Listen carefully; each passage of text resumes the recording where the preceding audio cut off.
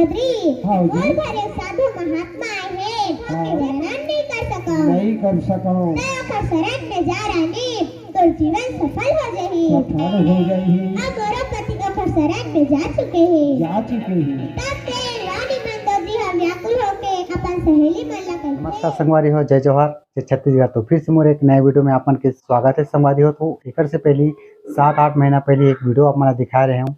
एक छोटी सी गुड़िया बहुत ही सुंदर ढंग से अपन पंडवानी प्रस्तुति देवत है संगवारी हो और छत्तीसगढ़ के पुराना सांस्कृतिक कला ला आगे बढ़ावा थे। तो चलो आपन ला यूट्यूब के माध्यम से आप मला दिखातन जेन गुड़िया जरो बलौदा बाजार के रहने वाला है। तो चलो संगवारी हो अपन ला दिखातन ओकर प्रवचन और गीत इतना सुंदर है संगवारी हो। पहले भी डाले रहे कर वीडियो जेमा बहुत अच्छे तरीके से अपन मैं दुलार दे हो।